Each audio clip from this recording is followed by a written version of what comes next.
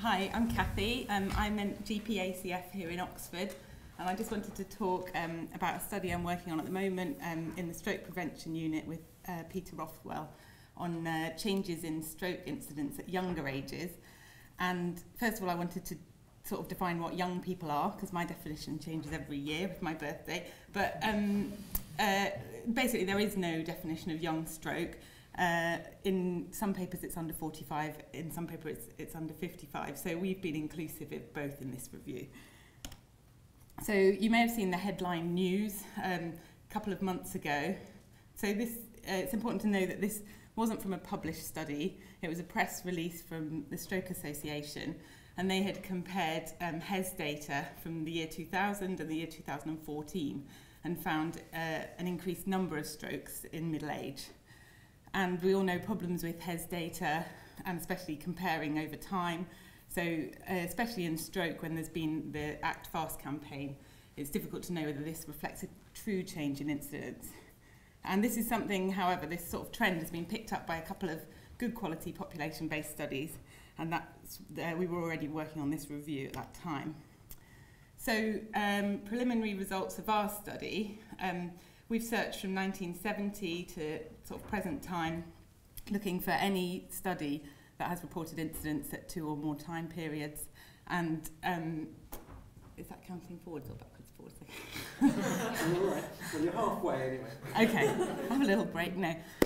So any study reporting 2 or more time periods in younger ages at incidents. So just the results of the higher quality population-based studies are here. And we found 12, these are in high-income countries, we found 12 studies in 10 countries. And indeed, 7 of these did show increased incidence of stroke over time.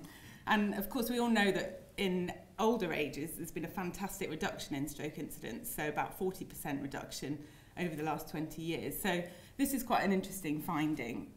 And in the remaining 5 studies, this incidence certainly wasn't going down, it was more stable in the younger ages. Unfortunately, none of these papers give us data on changes in severity. So that's something that we really want to look at, because whether this is clinically meaningful or whether we're just picking up with more MRIs and things, very minor strokes at younger ages, is difficult to say. Just to touch on why, if the incidence really is increasing at younger ages, why is this? So we could all name a number of risk factors that might be changing at younger ages. But it's also really important to think about the relative and absolute risk.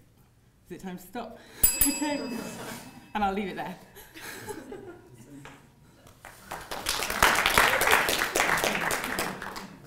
So the first question is, could this be typically isolated? Right. That's your question. Okay, yeah, well, it's important. Thank you. I didn't want that question.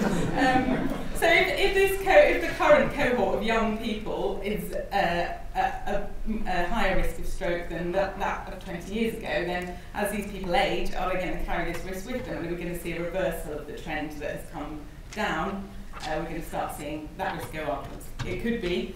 On the other hand, we have to look at this in context. We're looking at really small numbers at the moment, and you're still 100 times more likely to have a stroke in your 90s than you are at a younger age. So I think at the moment there's a lot of interesting potential questions, but I can't answer that question.